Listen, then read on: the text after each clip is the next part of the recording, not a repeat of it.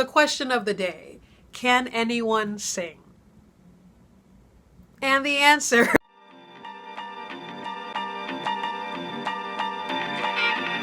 Hello and welcome to my channel. I am Onyie and this is Onyie Sings. Thank you so much for coming by. If this is your first time visiting, welcome. Thank you so much for swinging by. And if you're returning, as always, welcome back! Yay! Thank you so much for coming back, and especially right now as I am building this channel of sorts. I'm very excited to have anyone come back and check out these videos. Just happy to have you all here. Today's lesson is not a lesson. Today's lesson is more of an opinion piece. The question of the day, can anyone sing? And the answer is technically yes.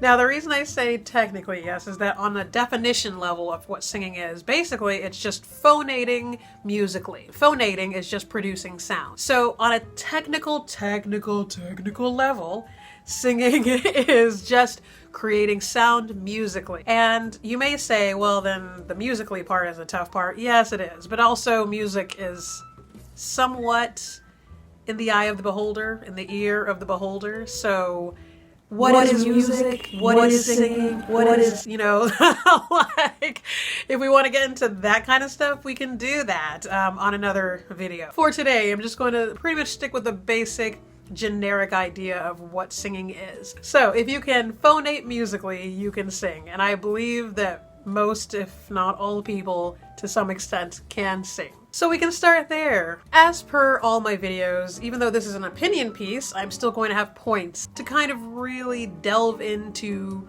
what I mean when I say that anyone can sing and what that might mean for you. One challenge people often point to when they consider whether or not someone can sing is pitch matching. For me, and again, a lot of this is opinion, pitch matching does not a singer make. But if you can match pitch, it does make it a lot easier to be a singer, especially if you are considering singing professionally. But if you can't, that does not mean you cannot sing, as far as I'm concerned.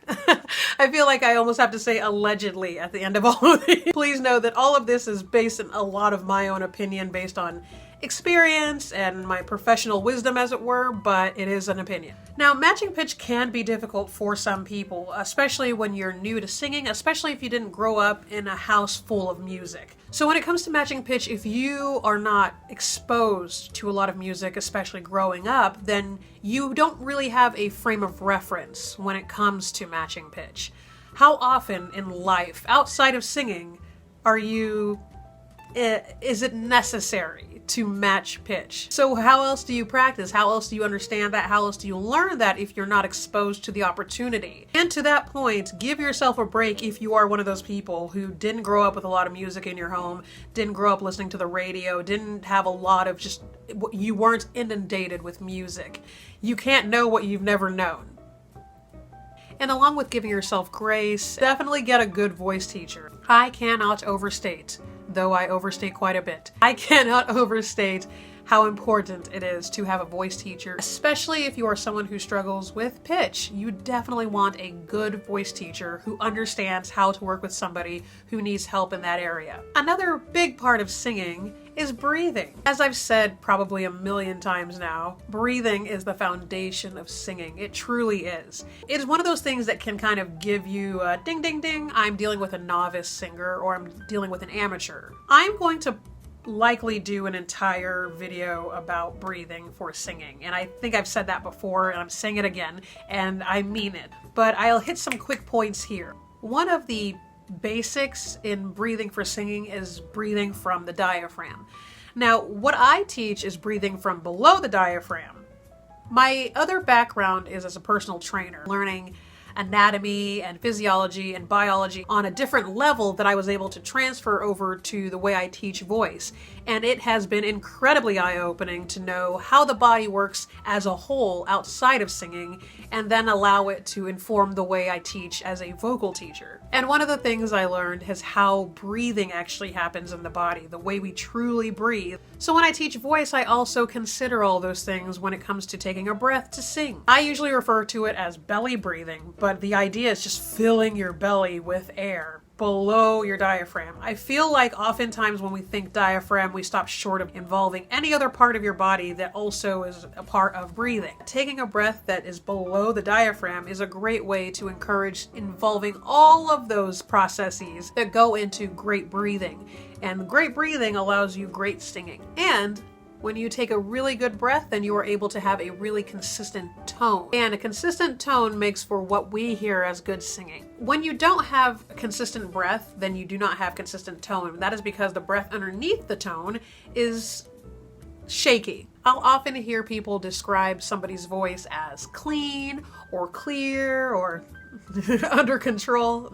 And what allows for that is consistent air underneath that tone. Another important part of singing is the health of your voice, and that is something that you can control to some extent. If you're just wanting to sing around the house and not annoy yourself, then you don't have to consider making quite so many sacrifices as professional singers do to maintain a healthy voice. But you do want to maintain a healthy voice just to be healthy anyway. Pursuing singing as a career, as something professional, you definitely have to be considerate of a lot of things when it comes to taking care of your voice. What you eat, what you drink, what you do during your day, your emotional well-being, stress levels, and things like that, all of that affect your voice. I have written here LPR, allergies, stress, and fatigue. Those are just some of the many things you have to consider. LPR, for instance, is laryngeal pharyngeal reflux. That is the style of reflux most singers have because of the way we breathe to sing. Because we have to take those very deep breaths, it does affect your body. With LPR, that reflux presents as a burning sensation that goes through your chest and goes all the way up your larynx and your pharynx. It's kind of the worst reflex a singer could have. Consider your voice an instrument, because it is, and especially if you want to use your voice to be a singer, if you want to be a performer, you definitely want to treat it like an instrument. So just like a violin or a trumpet or a guitar, you have to take care of it so it performs at its best when you need it. Same with your voice. It just happens that our instrument is very fragile and moody and is influenced by everything. Now, the main thing that people think of when they're considering whether or not somebody can sing is the aesthetic. Aesthetic is a tricky one because it truly is an opinion. It truly comes down to what does that person, this particular human being, like to hear? What makes them happy? It can be a myriad of things. You can't really mold your voice for an aesthetic. You can just mold your voice to be the healthiest version of what your voice is possible. The tone of your voice is God-given. The tone of your voice came with you. It is genetic. It is a part of you. When you start to try to affect the tone of your voice, when you start to mess with the aesthetic of your voice, that's when you start to run into the opportunity to make damaging decisions for your voice. I often run into students who are affecting the actual tone of their voice. In doing so, they have to incorporate really bad technique to create a sound that they want to produce, to create a vocal quality that isn't their natural vocal quality. And for that reason, I'm constantly pushing voice lessons on people who don't like their voice. The reason I say that is taking voice lessons will actually help you learn to love your voice. That might sound unbelievable, especially if you're somebody who's listened to your voice in a recording and thought, nope, that is not my voice, and if it is, I'm never going to sing again. If you're taking voice lessons, one of the great parts of taking voice lessons is just hearing your voice all the time, especially in an academic setting. So when you're constantly going to voice lessons and constantly recording and constantly talking and going over notes and all that stuff, it becomes less about your voice, this thing that's me and it's your connection to your voice becomes a little less emotional and more skilled, more listening for things, more specific to an academic learning of something. And when you get the emotion out of the way, sometimes it's easier to then grow as a student. And while learning those things, you are going to grow as a vocalist. So naturally, you'll start to learn to love your voice if you don't already, simply because you'll hear the growth. You'll recognize the changes you're making, the progress you're making, and that will also feed into your love of your own voice. Now, with a voice, there can be real challenges and true disability. do be sure that you see a doctor in those cases. With a doctor, not only do you get a proper diagnosis, but you will also get your next steps. That way, if you need to get surgery, if you need to seek vocal therapy, any of those kind of things, they can tell you that immediately, and you can start making that progress. So next we have homework. Yes, I am going to start assigning homework at the end of these lessons because I'm a teacher and that's what we do. But honestly, if you want to join in on the homework, please do. And if not, don't worry about it. So today's homework is pick a song that makes you happy and sing it.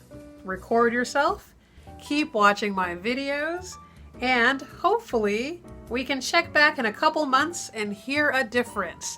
So yeah, there is no checking your work or anything like that. It's pretty much just up to you to do if you'd like to. There are no stakes. There's no winning or losing. You can't get a failing grade. This is just for fun. If it helps motivate some of you to start what you've wanted to start for a while but haven't had the courage or whatever, I hope this encourages you to sing. Yay! And I'd like to hope that after a couple of months of watching these videos and implementing some of the things we are talking about, that you can actually notice a difference in your voice, or at least notice a difference in your approach to singing. I'm really happy to have you all here, really thankful for each and every one of you. As always, if you have more questions about what we've talked about today, please leave them in the comments below. Thank you so much for stopping by and sharing your time. And if you had fun, like, share, and say hello there. Bye.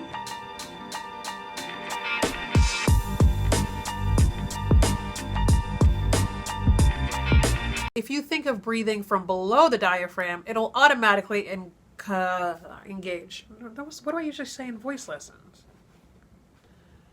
Sometimes you have to wear the lashes that change lives. Yes. Yes, these lashes.